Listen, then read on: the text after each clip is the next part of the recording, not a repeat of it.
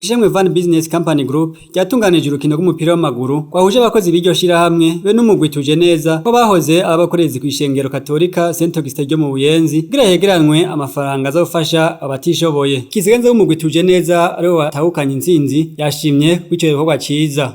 Nukuri iyo habaye ikintu nk'iki turabona yuko abarundi b'umutima bariho kandi bikatwereka yuko abantu bakundana bariho kandi ko bokongereza bakaba benshi. Abraham Katubane arongoye iryo shirahamwe aratubwira intumbero y'ico gikorwa. Igicumve catuje mu kubera jewe mvuka mu Buyenzi, mvuka mu Isite, nuko nakuze ndabibona yuko amakaye aragora cyane gose abavyeyi kandi benshi.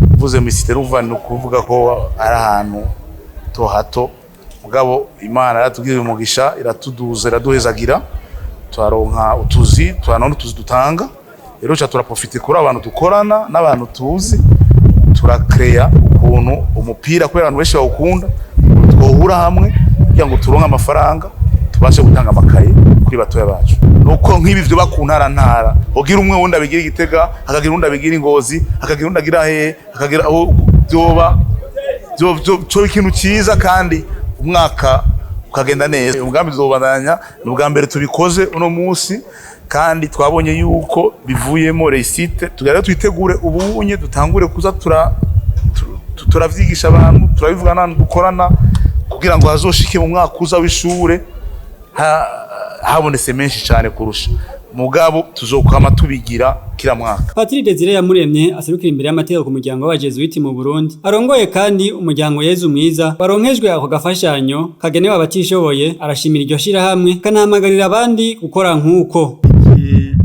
igikorwa VBC koze n'abayirongoye igikorwa citeka kana cyane cyane igikorwa kiranga umuntu wese yemberana cyane cyane wa Kristo ko nkuko Yezu yabitubwiye twese turabacunzi b'abandi.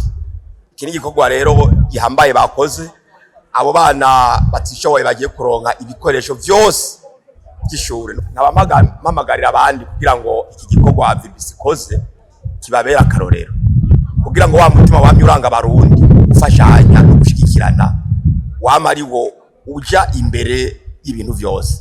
VBC nitanze kubera nkumbure ikize kurusha abandi yabuze n'abandi bafise ibirenga gusumbayo ubwo batari bashoboye kurangura igikorwa nk'iki kizoshikira bamwe mu kirundi twita bantaho nikora.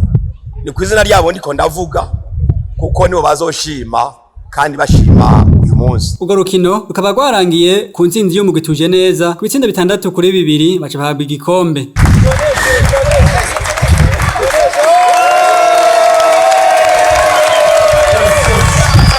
Hakaba hegeranijwe amafaranga arenga miliyoni 16, miliyoni 12 yatanzwe na Van Transport hamwe n'ayarenga miliyoni 4 yaciye atangwa na bamwe mu bari baje kuraba urwo rukino.